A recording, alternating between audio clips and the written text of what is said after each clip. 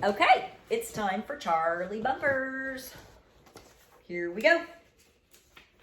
Chapter 14, Dad Gets Serious, or It's Not Funny. That afternoon, Mom picked us up at school. She met me at the front door, and the squid showed up from her classroom a few seconds later. Charlie and Mabel, wait for me here, she said. I have to check with Mrs. Finch about something. Oh, excuse me. This is too comfy. My mom helps out with the PTA sometimes, and she's friends with Mrs. Finch, the school secretary. Okay, I said. I was relieved because I wanted to talk to the squid alone for a minute. As soon as Mom went into the office, I got started. Hey, Mabel, I said. The squid looked at me suspiciously. I never called her Mabel. What do you want? You know that little thing with the toilet paper on the playground? I'd be really, really happy if you'd promise not to tell Mom and Dad, or Matt either. She broke into a smile. But it was so funny. I know, but I'll get in trouble. I'll have to explain it, and they won't understand. I don't understand it either, she said. That's what I mean. Just don't tell them, okay? What if they ask? Just don't say anything. But it would be lying if I knew something and I didn't say it. Okay, I said, if they ask, you can say something. But if they don't ask, promise you won't say anything? Okay. Promise?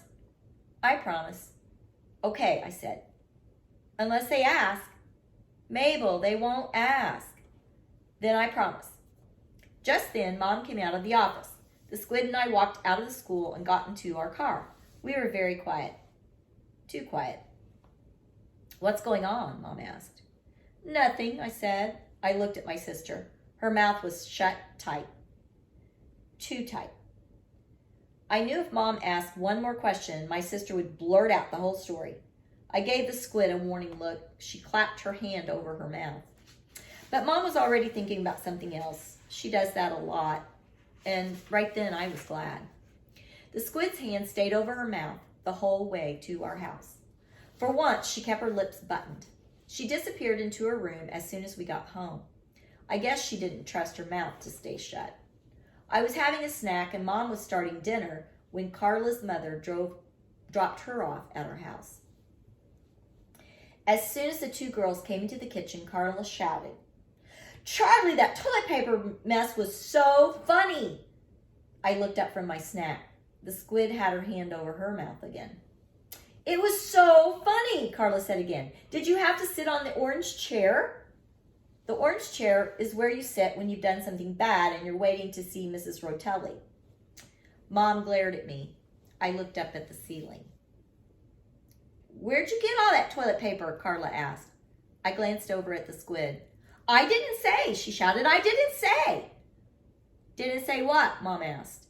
I didn't say about Charlie spreading toilet paper all over the playground. And I didn't say about everybody laughing. And I didn't say about Mrs. Burke being really mad. Mabel, I yelled. She asked, the squid squealed. She asked, and you told me if she asked I could tell, so I didn't break my promise. Mom didn't ask me what had happened, but I knew I might as well get it over with.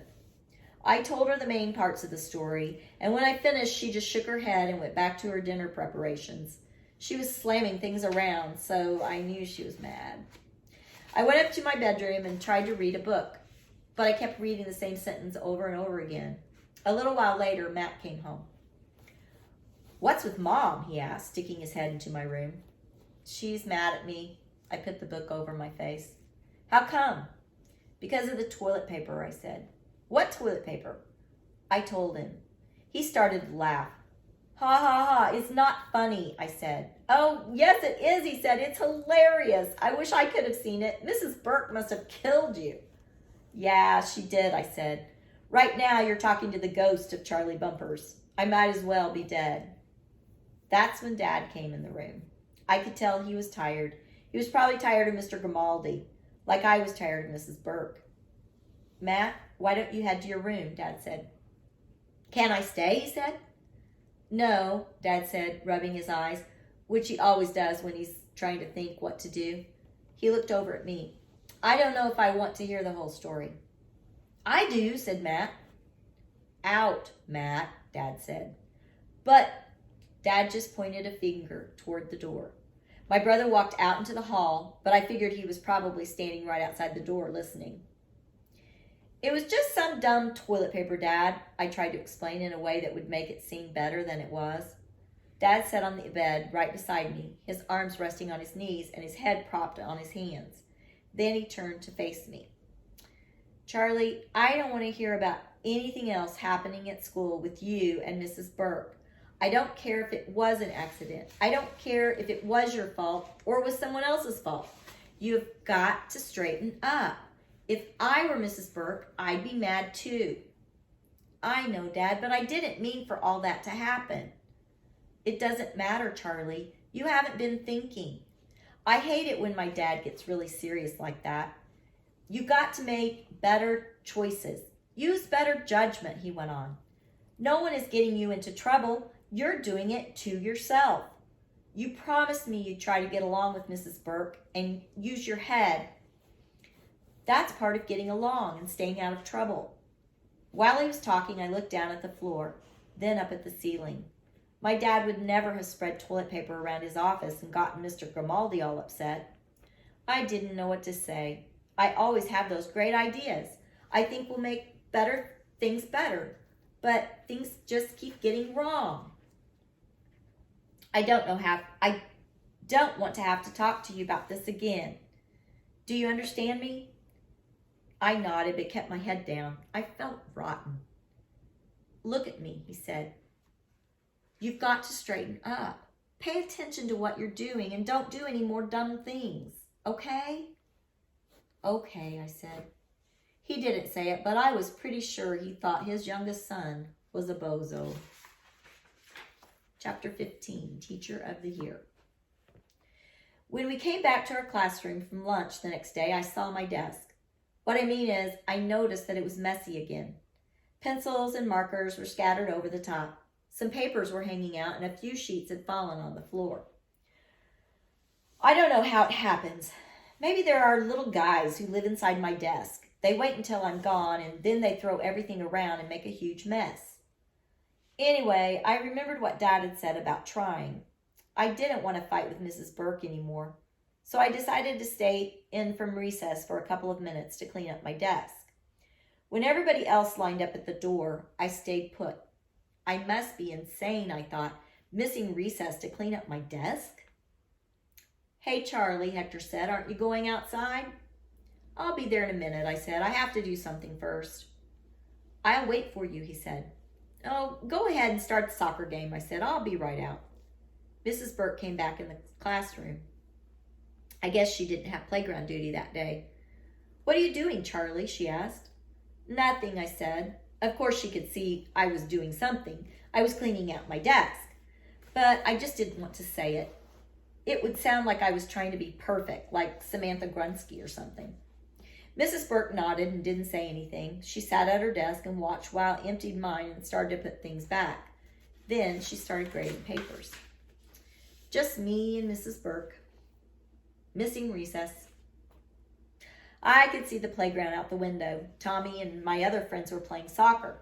Some first graders were throwing a ball up in the air and catching it right outside of our classroom window. Hector was standing by himself. I wondered why he wasn't playing soccer. I got everything back in my desk. It was neater. All done? Mrs. Burke asked. Uh-huh. Charlie, she said, we seem to have gotten off on the wrong foot, but we're not very far into the year, and we still have time to get off into a good start. I hope you'll pay closer attention to what you're doing and try harder to think about the consequences. She stopped for a minute, like she was thinking about something else to say. Then she looked outside. Hector was still standing by himself. She looked back at me. Do you understand me? She said. I nodded. Well, hurry outside or you'll miss all of your recess. Use your head, all right? Okay, I said. I know you can do better. I nodded again and ran out the door of the classroom to the hallway. I was hoping I could still get in on the soccer game. No running, she called. I opened the big door and ran out into the playground. "Hey, Charlie," someone called. "Help us." It was Brady, the crazy first grader. "What is it, Brady?" I asked. "Our ball," he said. He pointed up on the roof. One of General Schuler's new blue and white soccer balls was balanced on the edge, stuck in the gutter. "Where'd you get that?" I said. "I found it," Brady said. "Then I kicked it up on the roof by mistake. Can you get it down?" "Where'd you find it?" "In the gym," Brady said. "Can you get it down for us?" I looked around. The intergalactic Supreme Commander was talking with a second grade teacher over by the gym. If he saw Brady with the ball, the first grader was doomed. "Can't you ask your teacher for help?" I asked. "I did. She said she'll ask Mr. Turkin to get it down later." The first grade teachers obviously didn't know about Mr. Schuler, intergalactic Supreme Commander of soccer balls. Neither did Brady. He didn't have any idea that his life was in danger. "Can you please get it down, Charlie?" Brady needed help, and fast. I looked up at the ball. I figured if I hit it with a rock, it might fall down. I thought again. Rocks are hard, and what if I missed and hit a classroom window?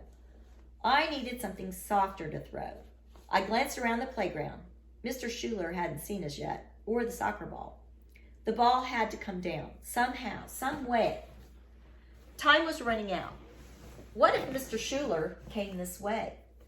I looked around for something else to throw. Then an idea hit me. What do you think he thought of? I have an idea. My shoe was just the right size for throwing, and it wasn't heavy enough to break a window. A bunch of the first graders gathered around me, watching me take off my shoe. Some of them giggled. They thought it was funny. They didn't know about Mr. Schuler. I threw my sneaker at the ball, but my shoe hit the gutter and fell to the ground. I hopped over to where it was, and I picked it up. Now the first graders were laughing and shrieking. I threw my shoe again. This time, it hit the ball and knocked it out of the gutter. All the kids were squealing, and they ran for it. "Thanks, Charlie," Brady yelled. He grabbed the ball and ran off with it. I was a hero. There was just one problem. My shoe didn't come down. When I backed away from the building, I could see it sticking up out of the gutter. A kid screamed, Charlie's shoe's on the roof!" For some reason, everyone thought that was the most hilarious thing that had ever happened. Funnier than a person covered in wads of toilet paper. Funnier than a person hanging from the classroom door. Maybe even funnier than hitting Mrs. Burke with my sneaker. Ha, ha, ha. Then I remembered exactly what she'd said to me last year in the hallway. Do you remember what she'd said? "If you ever throw a shoe in school again, you'll stay in from recess for the rest of your life." Soon everyone on the playground was whooping and shrieking and pointing at my shoe on the roof, while I was standing there wearing only one shoe. I felt like a bozo. I was a bozo. All the noise had attracted the attention of the teachers on the playground and the attention of Mr. Schuler. He was marching toward us. Brady and another kid were kicking his new blue and white soccer ball back and forth. "May I have the ball?" he said. They gave it to him. "Where did you get this?" he asked. They pointed at me. "Charlie got it for us." "Me? Oh no! Boogers!" General Schuler glared at me. "Haven't I talked to you before about gym equipment?" he asked. I didn't. The general didn't let me finish. "I don't want your excuses." Then he looked down at my feet. "Where's your other shoe?" I pointed to the roof. I could see his neck was getting red. He had a big neck connected to his big head and big shoulders. Just then, the fourth graders came up the walk, heading back to class. Samantha Grunsky walked by. "Oh, wow," she said. "Mrs. Burke will just love this." When Tommy saw me with Mr. Schuler, his eyes got big. He tried to save me. "Charlie," he said, "I think Mrs. Burke wants you right now." "Not yet," Mr. Schuler said. Tommy looked at me and shook his head. "Go inside," Mr. Schuler said to Tommy. The last one in line was Hector. "Mr. Schuler," he began. Charlie didn't head on back to class, son, the general said. But no buts, the general said. Hector gave me a sad look, then went inside. Mr. Schuler looked at his watch and shook his head. I have a class now, he told me, but I'm going to talk with your teacher about your behavior. What do you think about that? Trick question. No good answer. I really wanted to explain, but I didn't say anything. Get back to your classroom, he said. Then he left and turned and left. But I didn't go back. I didn't want to go back. I wanted to disappear. I sat on the step at the back entrance of the school and tried to remember a time when I had been in more trouble than I was about to be in. I thought about the time I broke a glass door in my grandparents' living room when I was swinging a baseball bat in the house, and the time I flushed Matt's cap down the toilet and water flooded all over the bathroom, and the time I let the air out of one of the tires on my dad's car by accident with Tommy. But this was worse. It was like everything I had ever done wrong had all been adding up. Hitting Mrs. Burke in the head with a sneaker, the messy desk, the swinging on the door, the toilet paper, and now this, the shoe on the roof. After my dad had told me not to do any more dumb things. After Mrs. Burke had reminded me to use my head. I was doomed. The general was going to lock me in a smelly gym locker. Mrs. Burke was going to keep me in from recess forever. My parents would never speak to me again. I don't know how long I sat there, a pretty long time. I knew I should go back to class, but I just couldn't do it. I knew I was tossing pebbles into a crack in the sidewalk when I heard the door open behind me. I didn't look. I felt somebody sit down beside me. It was Mrs. Burke. Boogers. She sat there for a minute without saying anything, and then she said, "You're missing a shoe." "It's on the roof," I said. "I heard," she said. "I asked Mr. Turkin to come out and get it." "Thanks," I said. "You seem to have a problem with your shoes," she said. Her face was very serious. "I guess I do," I said. Just then, Mr. Turkin came out the door carrying a ladder. "Hello, Mr. Turkin," Mrs. Burke said. "One of my students seems to have misplaced his shoe." "So I heard," Mr. Turkin said. He acted like it was a very normal thing for a shoe to be on the roof. I wonder if he'd had to rescue any other kids' shoes from on top of the school. "Where is it?" he asked. I got up and pointed out where it was. He put the ladder against the roof and climbed up. "Here it is," he said. "Why'd you color it black? Were you going to a funeral?" He chuckled and tossed it down to me. I put it on and tied it tight. "You'd better put a double knot in it," Mr. Turkin said as he took down the ladder. "You don't want it to get away from you again." He laughed, his rumbly laugh, and he carried the ladder away. Mrs. Burke and I didn't say anything. I felt all confused inside. Mad at myself, mad at Mr. Schuler, mad at the whole world. I could feel my eyes welling up with tears. Finally, I said, "I keep messing everything up." A big tear snuck out of my eye, ran down my cheek, and hung on the end of my nose. "I wouldn't worry about Mr. Schuler," Mrs. Burke said. "He's going to have to learn how to share the soccer balls. They don't belong to him, you know." That was a funny thing for a teacher to say. I wiped the snot off my face with my shirt sleeve. "Hector told me you were trying to help the younger children get their ball back." I nodded. "Throwing your shoe wasn't a very good choice," she said, "but it was very kind of you to help them." I looked up at her in surprise. "I know all about you, Charlie Bumpers," she said. "What do you mean?" I asked. "You keep saying that." She was quiet for a minute, and then she said, "Do you know why I put you next to Hector in class? So I would have a neat desk and be good all the time like he is?" "No," she said. "Then why? Why do you think she put him by Hector?"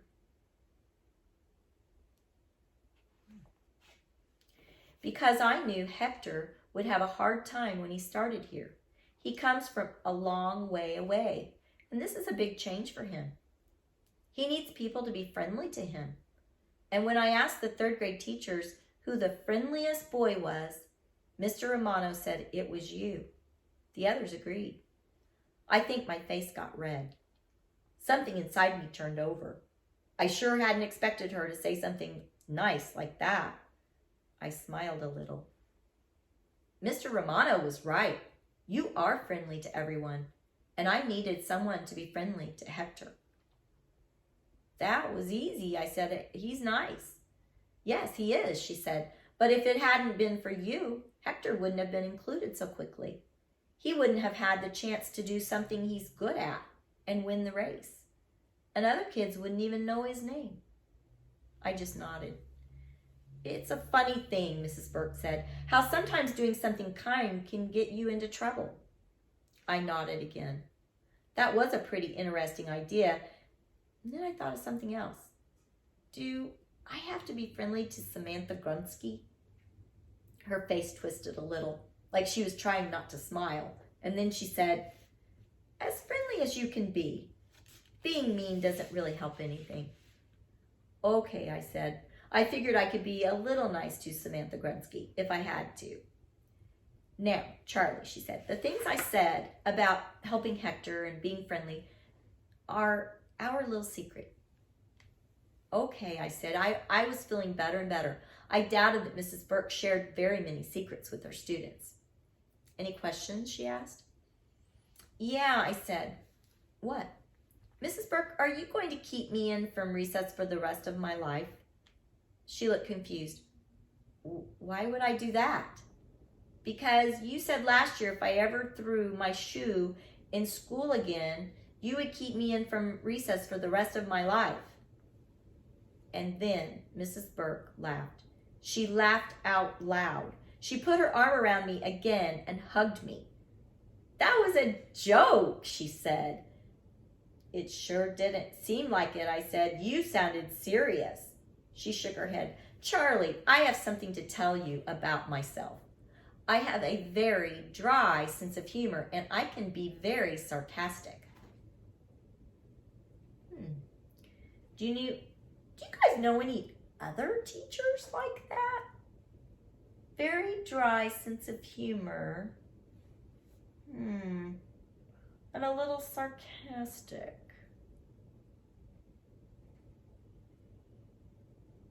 Nope, I don't know anyone like that. I knew what the word meant. It means saying things you really don't mean in order to be funny. My dad can be sarcastic. He acts like he's serious, and it's funny if you know he's kidding. But you have to know him well enough to know that he's not kidding, or to know that he's kidding. I guess it was the same with Mrs. Burke. Suddenly, everything made a lot more sense. All her talk about her class being a prison, and calling the superintendent, and burying me like a mummy. It was all supposed to be funny. My dad's like that, I said, and so's my brother Matt. Good, well then you understand. I try to be careful so people will know I'm kidding, but sometimes I'm not careful enough and they don't realize I'm joking. Okay, I said. I knew right then that I was going to get along a lot better with Mrs. Burke. I wondered how my dad was doing with Mr. Grimaldi. Are you ready to go back in, she asked. Yep. But then I realized I still had one more question. Mrs. Burke, how do you make your fingers explode like that? Explode? Yeah, when you snap them. You mean like this, she said. Then she snapped her fingers. Pow! Yeah, I said, where'd you learn to do that? Mrs. Burke smiled like she was remembering something. I learned it from my mom. She was a teacher too. It seems pretty handy, I said. Yes, she said, it is.